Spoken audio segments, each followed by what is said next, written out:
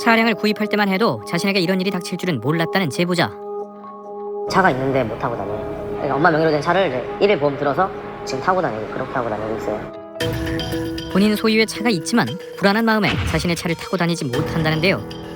대체 제보자에게 무슨 일이 있었던 걸까요? 고속도로를 달리던 차량이 휴게소로 진입합니다.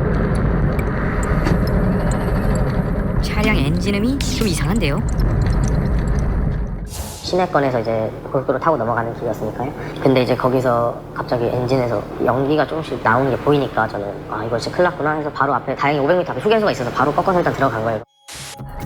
문을 열고 내리자 차량 경고음 외에 또 다른 소리가 들립니다. 심상치 않은 소리에 이어 엔진에서 연기까지 나기 시작하는데요. 제보자는 차량을 바로 공업소에 맡겼답니다. 뭐가 문제냐고 하니까 1번 기압, 2번 기압이 샜다고 했어요. 근데 2주 전에 분명히 3번 기압, 4번 기압이 세 가지고 고쳤었는데 왜 또 1번, 2번 기압이 생긴지 모르겠고요, 저는. 엔진을 수리한 지 2주 만에 이런 일이 또 발생한 겁니다. 문제는 이런 결함이 또 있었답니다. 후방 카메라가 갑자기 안 나오더라고요. 그래서 차를 싹 뒤집어 까서 한번 수리를 했어요.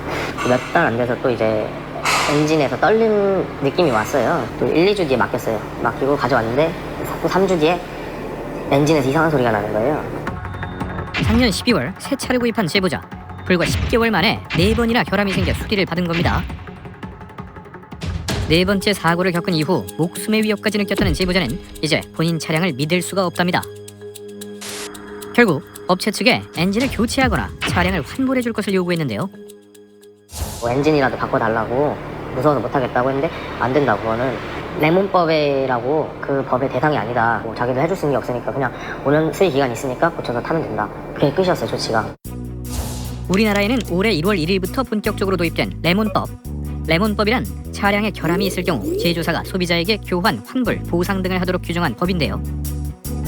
신차 인도 후 1년 2만 킬로미터 주행 내에 중대한 결함, 일반 고장이 발생하면 자동차 안전하자심의위원회에 중재를 신청할 수 있습니다. 하지만 제보자의 경우 차량을 작년에 구입했기 때문에 레몬법에도 해당하지 않는다는 겁니다. 4번의 결함으로 인해 이미 너무 많은 위협을 느낀 제보자, 다른 방법은 없는 걸까요? 구체적인 하자가 있기 때문에 법원에 민사소송을 제기하셔가지고 도저히 이것은 타고 다니기 어려울 정도의 하자가 있다라는 점을 입증하셔서 계약을 해제하고 그 해제된 계약에 따라서 이미 납부한 그런 차 매매 대금을 모두 반환받는 형식이 가능할 것 같습니다. 자동차에 결함이 있다는 것을 소비자가 입증해야 하기 때문에 소송 역시 쉬운 길은 아닌데요. 자동차 구매 계약서에 교환과 환불이 가능하다는 조항을 확인하는 것만이 결함이 생겼을 때 보상받을 수 있는 최선의 방법입니다. 지난 9월 대구에서는 11중 추돌 사고가 있었습니다. 이 사고로 인해 다친 사람만 14명, 차량도 11대가 파손됐는데요. 추석 연휴를 하루 앞두고 벌어졌던 대형 사고. 당시 사고 현장에 있던 제보자는 이해할 수 없는 상황을 겪었다고 합니다. 3차선으로 거의 진입이 다 완료된 상태에서 또 왼쪽 차량이 제 차를 치고 돌아와가 사고가 나게 됐습니다. 퇴근길 서행하는 차량들. 제보자는 2차로에서 운행 중인데요. 직진을 하기 위해 차선 변경을 시도합니다. 제보자가 3차로로 진입하는 그 순간 왼쪽에서 작은 충돌이 발생합니다. 저는 되셨지 않는 사고였구나 라고 했는데 제보자의 차량을 충격한 승합차는 2차로로 가서 멈추는 듯 하더니 돌연 후진을 하는데요. 이 과정에서 제보자의 차량과 2차 충돌이 발생합니다. 충돌은 여기서 끝이 아닙니다. 뒤에 있던 검은색 차량과도 접촉이 있었던 건데요. 돌연 앞으로 돌진하며 1차로에서 있던 트럭까지 충돌하고는 신호 위반을 하며 그대로 달아나 버립니다. 눈 깜짝할 사이에 3중 추돌 사고가 일어났습니다. 상황을 목격한 주변 시민들도 제보자만큼이나 놀란 상황. 저 사람 뺑소니다. 도망가면 안 된다. 또 시민들이 도와주더라고요. 제가 경찰에 연락했어요. 이경일 씨가 신고를 하고 있던 시각, 또 다른 제보자는 직장 동료와 함께 퇴근하는 길이었다는데요. 갑자기 엄청난 굉음과 함께 큰 충격이 전해집니다. 후방 카메라에는 승합차가 속도를 줄이지 않은 채 그대로 달려와 들이받는 모습이 담겨 있는데요.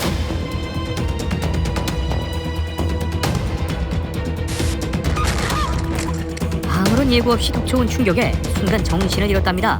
언니 괜찮아요? 언니 움직이지 마요. 차량은 크게 파손됐고 제보자와 동승자 역시 크게 다쳤습니다. 저는 뇌진탕 진단 받았었고요. 지금 동생은 인대가 다쳐가지고 이제 얼마 전에도 다시 가서 검사하니까 염증이 생겼다 하더라고요. 제보자의 차량을 1차로 충격한 승합차는 연이어 차량을 더 충돌한 뒤에야 멈춰섰는데요. 퇴근길 도로 일대를 쑥대밭으로 만든 이 승합차는 조금 전 교차로에서 사고를 일으킨 그 차량이었습니다. 1차 사고에서 3중 추돌 후 300m를 이동한 뒤 신호 대기 중이던 차량 8대를 더 충돌하고 나서야 멈춘 차량. 운전자의 상태도 궁금합니다. 그냥 여기 살짝 멍 정도 들은 것 같기도 한데 그냥 멀쩡히 걸어 내리셨어요. 음주는 아니신 것 같더라고요. 음주 상태는 아닌 것으로 보였다는 가해자. 그렇다면 그는 왜 11중 추돌 사고를 내고 난 후에야 멈춘 걸까요? 운전자는 차가 내 의사하고 다르게 자기 멋대로 나갔다. 급발진이라고 뭐 이렇게 주장을 하고 있어요. 가해 차량 운전자는 조사 과정에서 급발진을 주장했다는데요.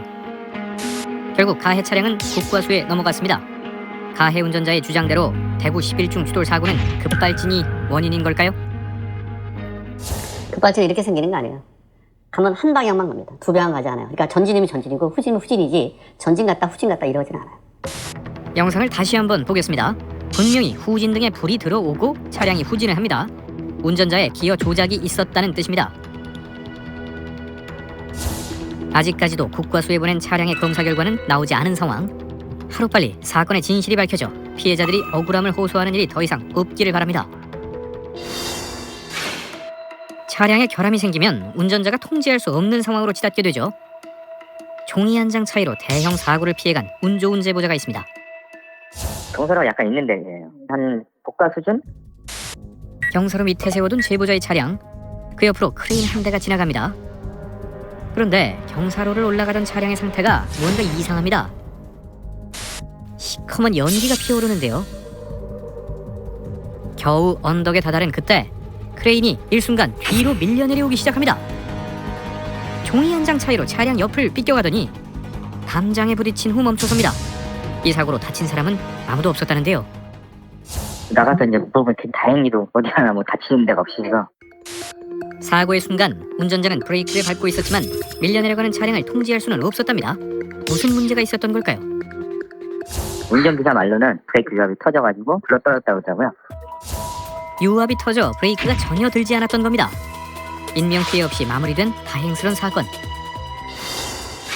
하지만 이런 갑작스런 차량 결함으로 목숨까지 잃을 뻔한 제보자도 있습니다. 사고 당시 흔적이 고스란히 남아있는 보도블록처럼 제보자 역시 그날을 잊을 수가 없다는데요. 이제 브레이크를 밟고 가속 페달을 살짝 밟으면 평소의 느낌이 있는데 그날은 굉장히 이상했어요. 신호 대기 중이던 차량이 출발하는 순간 뭔가 이상한 느낌이 들었다는데요. 처음 들어보는 굉음과 함께 갑자기 제어가 되지 않는 차량. 브레이크를 밟았거든요. 멈춰보려고 속도를 줄여보려고 전혀 말을 안 듣더라고요. 브레이크가 이렇게 가면 앞차 뒤에 흠이 받겠구나, 추돌 사고 내겠구나 싶어서 차를 멈춰보려고 제 딴에는 이쪽 그 도로 경계로 해서 거기다 부딪히면 좀 멈추려나 했는데 바퀴가 올라타더라고요. 큰 사고를 예감한 제보자가 차선 변경을 하는 순간 교통사고 연석이 보였다는데요. 일부러 연석의 충돌에 차를 멈추려 했답니다. 하지만 제보자의 의도와는 달리 차량은 멈추지 않는데요. 사태는 오히려 더욱 심각해집니다. 차가 살짝 멈추는가 싶더니 확연히 커진 엔진음과 빨라진 속도. 차량을 멈춰보려는 그 어떤 노력도 헛살렸습니다.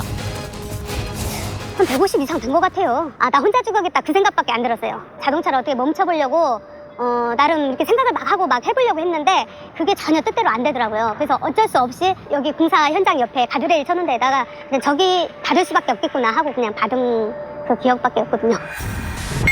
죽음의 공포를 눈앞에 맞닥뜨린 순간 차량은 결국 공사 현장에 세워뒀던 방음벽과 기둥에 부딪히고 나서야 멈췄습니다. 차량의 파손은 심각했습니다. 폐차를 선택할 수밖에 없었는데요. 제보자 역시 큰 부상을 입었습니다. 이제 가슴뼈? 이게 아마도 그 에어백이 터졌지만 그 충격이 컸나 봐요. 운전대에 부딪힌 것 같아요. 그래서 여기가 좀 통증이 심해서 금이 가고 옆구리뼈가 좀 나가고. 그런데 당시 사고 상황을 전부 목격한 한 남성이 제보자에게 건넨 말이 있답니다. 저를 조금 진정시키고 이렇게 얘기를 하시면서 급발진 사고 같은데 그렇게 말씀을 하시더라고요. 사고 원인이 급발진? 제보자 역시 급발진을 의심할 수밖에 없는 상황이라는데요. 순식간에 가속이 되고 브레이크도 작동하지 않았던 상황. 박병일 자동차 명장은 이 상황을 어떻게 판단할까요? 일단 소리가 무겁게 나면서 빨라졌다, 속도가. 그 다음에 시간이 길다. 우 하고 올라가잖아요.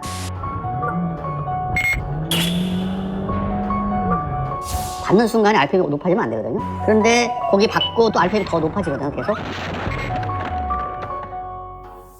대체로 급발진 현상이 이런 식으로 나요. 차를 폐차했기 때문에 결함에 대한 의문점을 모두 해소할 수 없는 것이 아쉬운 상황. 전문가는 기온이 떨어질수록 차량에 결함이 생길 가능성이 높아지기 때문에 지금 이 시기 특별히 주의를 기울여야 한다고 당부합니다. 온도, 습도, 진동에 굉장히 민감해요. 자, 그러면 왜냐면 겨울에 습도도 많거든요. 여러 가지 문제가 있고 열도 있고 막 히터도 틀고 여러 가지 하기 때문에. 그 다음에 전자의 어떤 오작동이 추우니까 변할 수도 있어요. 그래서 시동 거는 방법만 바꾸면 일단 급발진 50% 줄 수 있다. 저는 그렇게 생각합니다. 자동차의 시동만 잘 걸어도 차량 결함을 50%까지 줄일 수 있다는 겁니다. 열쇠로 하는 거는 일단만 켜는 거예요. 그럼 계기판이 쫙 움직이고 경보등 켰다가 다 꺼질 거예요. 그렇게 꺼진 다음에 브레이크 밟고 시동 거는 거고요. 그다음 보탕 타입, 요새 다 보탕 타입이죠. 그럴 때는 브레이크 밟지 말고 한번 누르는 겁니다.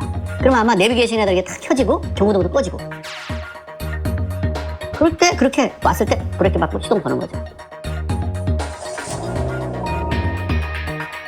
바쁘더라도 시동을 2번에 나눠 거는 것이 중요한 포인트인데요. 아무런 준비 없이 맞닥뜨린 갑작스런 차량 결함으로 인해 일생일대의 사고를 겪은 제보자. 이번 방송을 기회로 꼭 찾고 싶은 사람이 있답니다. 본인 가족이 다친 것 마냥 막 오셔가지고 괜찮냐고 몇 차례 확인하고 정신을 좀 차려주니까 그분이 제일 고맙고 생각이 나더라고요.